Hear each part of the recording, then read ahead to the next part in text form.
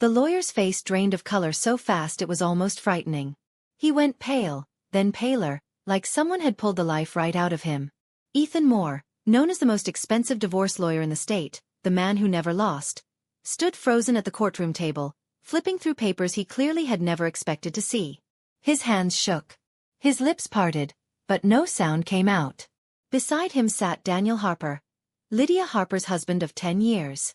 Just moments ago, Daniel had worn a smug smile, the kind that said he believed he had already won. Now that smile was gone. In its place was something raw and ugly. Fear. Real fear. Lydia watched it happen without blinking. This was the same man who had told her to get out of his house. The same man who had called their daughter weak and disgusting. The same man who had laughed when Lydia cried. And now, finally, he understood. He had already lost. He just didn't know how badly yet. Lydia sat still, hands folded in her lap, her heart steady in a way it hadn't been for weeks. 7 weeks ago, she had believed her life was over. 7 weeks ago, she had been terrified, confused, and broken. But right now, sitting in that courtroom, she knew one thing with absolute certainty. Everything Daniel had built was about to collapse. And it was his own doing. 7 weeks earlier, Lydia Harper had thought she had a good marriage. Not perfect. Nothing ever was, but good enough. She was 34 years old, a mother, and someone who once had a sharp, respected career. Before becoming a stay-at-home mom, Lydia had worked as a forensic accountant. She was very good at it. She made her living finding hidden money, tracing lies through numbers, and uncovering fraud that people thought was impossible to detect. But when their daughter, Emma, was 2 years old and diagnosed with a chronic breathing condition, Daniel convinced Lydia to quit her job. "Emma needs you," he had said gently. "I make enough for both of us," he added. "You can always go back later." Lydia believed him. She trusted him. She gave up her career to care for their child, manage their home, and support Daniel's growing business. 4 years, she told herself it was the right choice. That they were a team. That sacrifices were part of marriage. She never imagined that one day, the skill she had set aside would become the very thing that saved her. The night everything broke apart started quietly. Lydia was cooking dinner, stirring soup on the stove, while Emma sat at the kitchen table doing homework. Daniel came home early, which should have been the first warning. He never came home early. He loosened his tie, sat down across from Emma, and spoke calmly, as if discussing something minor. "I filed for divorce today," he said. Lydia froze. The spoon slipped from her hand and clattered against the pot. "What?" she whispered. Daniel didn't look at her. He kept talking. He said he wanted the house, the cars, the investments. He told her he had already hired Ethan Moore and that fighting would be pointless. "Just accept it," he said. "You'll lose anyway." Then he turned to Emma, 8 years old, small, quiet, and said something Lydia would never forget. "I don't need you or your sick kid," he said coldly. "She's a burden." Emma burst into tears. Lydia rushed to her, holding her tight as her whole world collapsed. Daniel sighed like their pain was an inconvenience. That was when Lydia realized the man sitting in front of her was no longer the man she thought she had married. The doorbell rang moments later. Lydia didn't answer it. She didn't have to. Daniel's mother, Margaret, let herself in with her spare key. She swept into the kitchen like she owned the place, ignoring Emma's sobs completely. "Finally," Margaret said, pulling a tape measure from her purse. She began measuring the windows. "These curtains are awful." Lydia stared at her in disbelief. Margaret had never liked her. Not her background. Not her education. Not the fact that Lydia came from a normal family without money or connections. For 10 years, Margaret had criticized everything. Lydia's cooking, her parenting, her clothes. Now she smiled with satisfaction. "I always knew you were after Daniel's money," she said loudly. Daniel nodded along. Then he gave Lydia 48 hours to pack and leave. "My house," he said. Lydia didn't argue. That night, she sat beside Emma's bed, listening to her uneven breathing, wondering how everything had fallen apart so fast. She felt invisible, discarded, and terrified. But somewhere deep inside, something quiet began to stir. The next morning, while packing boxes, Lydia found a bank statement wedged behind Daniel's nightstand. She almost threw it away. Almost. But old habits die hard. She looked at the numbers and frowned. The balance was too low. The math didn't work. Daniel earned more than enough for their expenses. There should have been far more money. Her pulse quickened.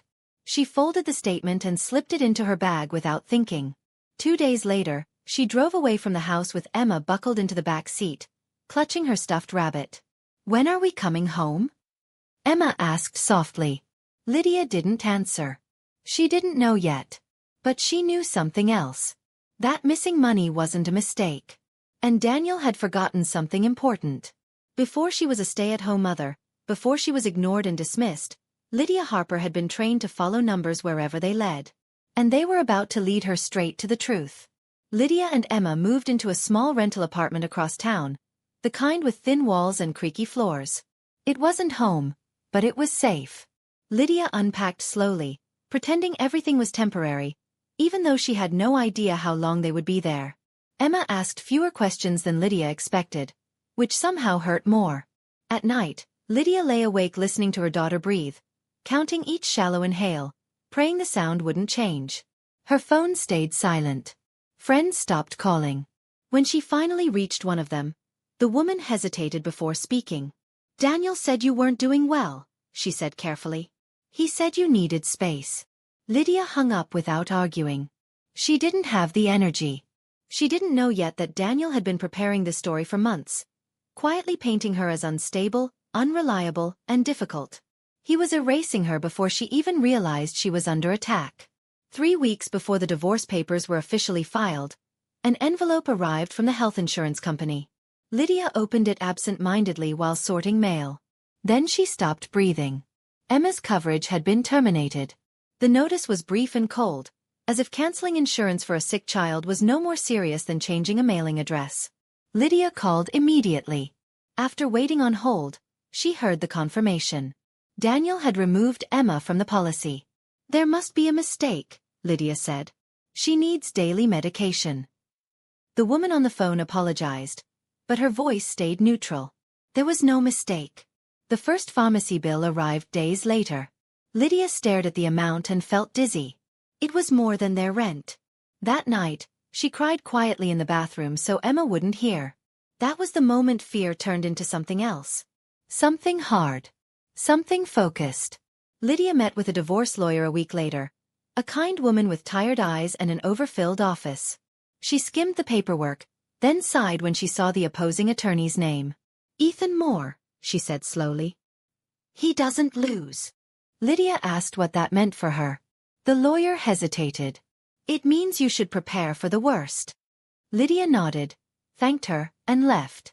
On the walk back to her car, she did the math in her head. Ethan Moore charged more per hour than Lydia used to earn in a week. Daniel wasn't just divorcing her. He was trying to bury her. A few days later, Lydia went to Daniel's office to collect financial documents she was legally entitled to. His secretary, a quiet woman named Carol, helped her without much eye contact. And then Lydia saw her. A young woman leaning against Daniel's desk, laughing, touching his arm. When their eyes met, the woman smiled, slow and smug. Lydia didn't need an introduction. The truth was suddenly very clear. That night, Lydia made the mistake of checking social media. The young woman, her name was Megan, had documented everything. Trips Daniel said were work. Restaurants he claimed were too expensive. Photos of sunsets, champagne, hotel balconies. "Living my best life," one caption read. Lydia closed the app before she threw up. The next morning, Daniel's mother posted publicly about how relieved she was her son had escaped a gold digger. She wrote that Lydia's family had bad genes, and that Emma was unfortunate. The comments were full of sympathy for Daniel. Lydia read them once and never again. Then the settlement offer arrived. Daniel would keep the house, the investments, everything. Lydia could keep her clothes and her car. Minimum child support. 30 days to accept. Lydia sat at the kitchen table, listening to Emma cough in the next room, and felt something settle inside her. Come. Daniel had made one fatal mistake.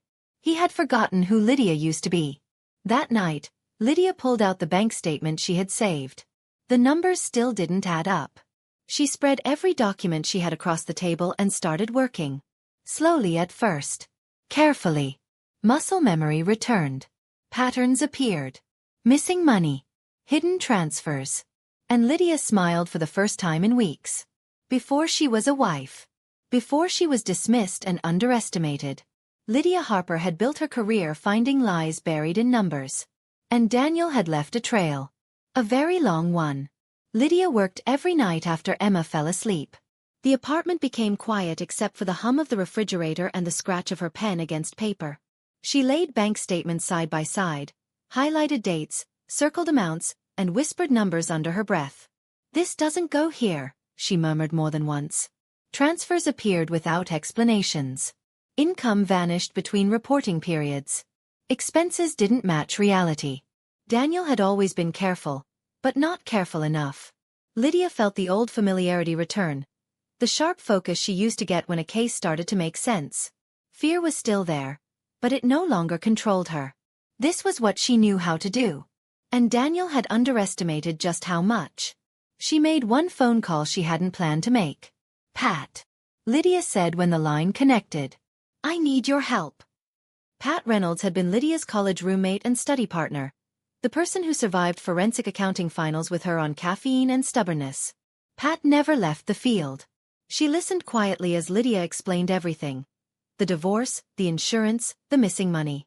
When Lydia finished, there was a pause. Then Pat said, "Bring everything you have. Wine included." They spread documents across the living room floor like a crime scene. 2 hours later, Pat tapped a page and smiled. "Your husband isn't just hiding money," she said. "He's lying badly." Lydia exhaled. For the first time, she wasn't alone. Daniel escalated. His lawyer filed for full custody of Emma. The claim said Lydia was financially unstable and emotionally unreliable. Lydia stared at the papers in disbelief. "He removed her insurance," she whispered to Pat. "And now he says I'm the problem." Pat's jaw tightened. "He's using your fear against you," she said. "That means he's desperate." The thought surprised Lydia, but it made sense. People who are winning don't rush. They don't lie louder. Daniel was panicking. He just didn't know it yet. The first real breakthrough came 3 nights later. Pat traced a series of transfers to accounts Lydia had never seen before. Different bank. Different state. Only Daniel's name. "Hidden investment accounts," Pat said. "At least 2. Lydia's hands shook as she added the totals. Over $200,000. Money that should have paid medical bills. Money Daniel claimed didn't exist. Lydia remembered the house. How she had signed paperwork from bed rest without reading every page. Her stomach dropped. She pulled the deed online and stared at it. Daniel's name only. "I paid the down payment," she said slowly. "My grandmother's inheritance." Pat looked up sharply. "Do you have proof?" Lydia nodded. "Every transfer." Pat leaned back. "Then he's in trouble." That was when Lydia stopped thinking about surviving the divorce and started thinking about winning it. Pat helped her organize everything into clean timelines and summaries. Lydia contacted a new lawyer. Someone Pat trusted. The woman didn't flinch when she heard Daniel's lawyer's name. She studied the documents carefully, then looked up and said, "He thinks you're weak." Lydia swallowed. "I let him think that," she said. The lawyer smiled. "Good," she replied. "Then he won't see this coming." The new lawyer's name was Claire Bennett, and she worked out of a modest office above a bakery downtown. No marble floors. No intimidating art. Just case files stacked high and the smell of bread drifting up through the vents. Claire listened without interrupting while Lydia explained everything. When Lydia finished, she said quietly, "You're not fighting a divorce. You're fighting arrogance." Lydia asked what that meant. Claire leaned forward. "It means we let him believe exactly what he already believes, that you're overwhelmed, scared, and ready to fold." Lydia hesitated. "So I act weak?" Claire nodded. "You act underestimated." Lydia thought about the years she had swallowed insults and smiled through pain. She could play that role. She'd been doing it for a decade. Lydia followed Claire's instructions perfectly.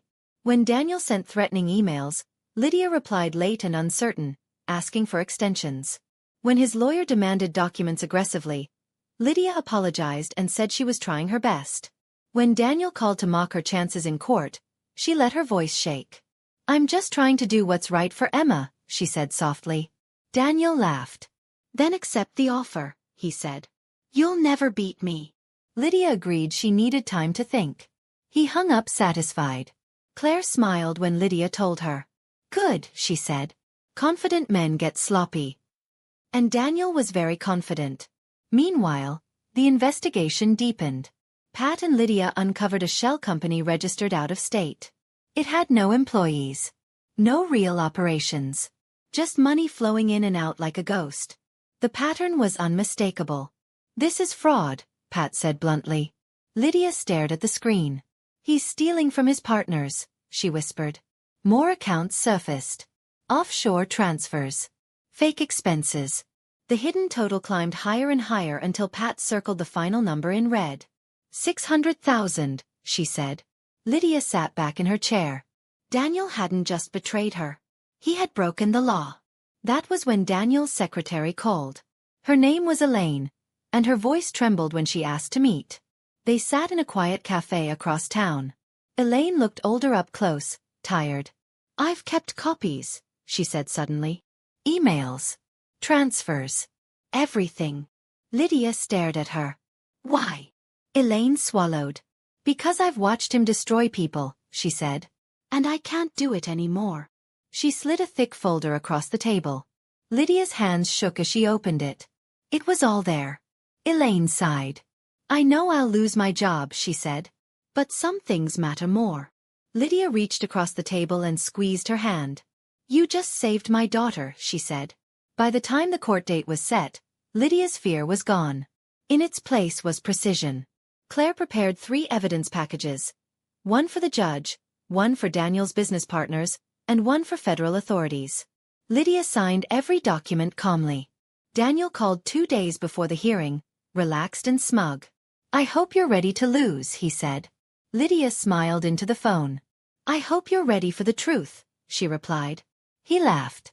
She hung up. And for the first time since her marriage ended, Lydia slept peacefully. The courtroom was smaller than Lydia expected.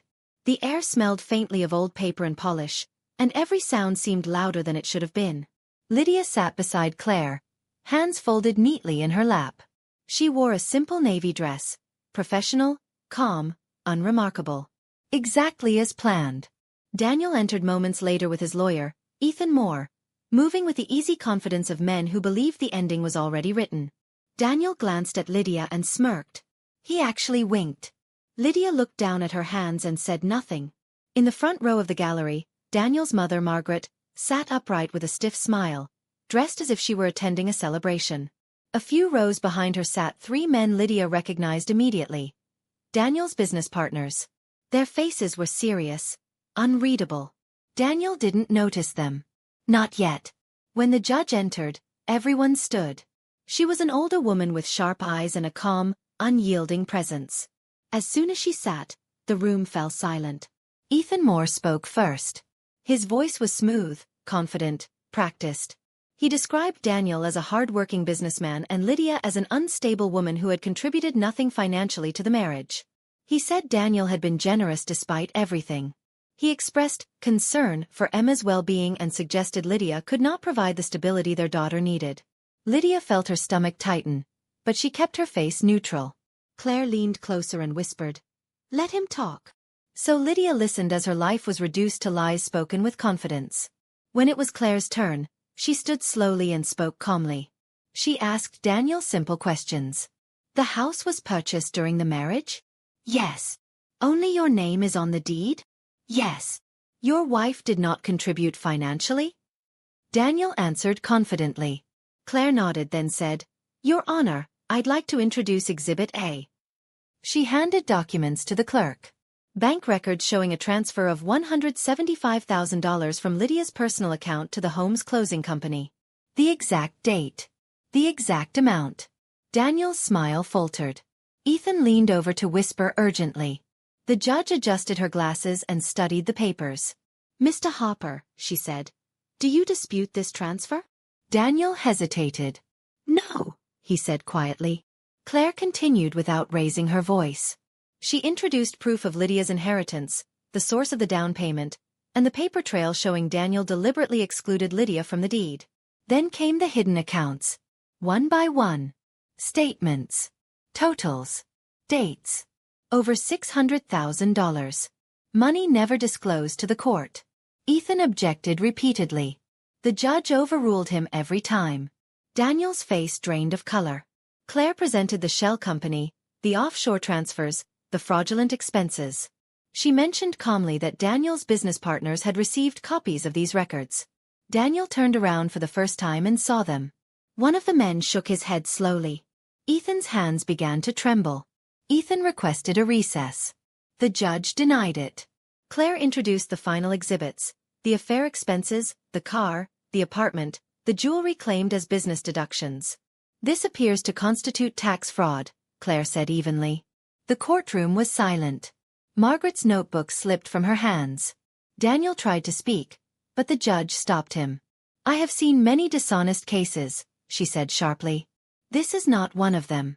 This is many. She looked at Lydia then, not with pity but with respect.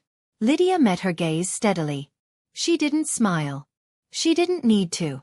The truth was finally speaking for itself. The judge did not take long to rule. Her voice was steady, final, and impossible to argue with. Full custody of Emma was awarded to Lydia. The house, purchased with Lydia's inheritance, was legally transferred into Lydia's name alone. 70% of all marital assets were granted to her due to Daniel's fraud, concealment of assets, and dishonesty before the court. Daniel was ordered to pay full child support based on his real income, not the numbers he had fabricated. He was also required to reinstate Emma's health insurance immediately and cover all medical costs retroactively. Daniel stood frozen as the ruling continued, each sentence stripping away something he thought he owned.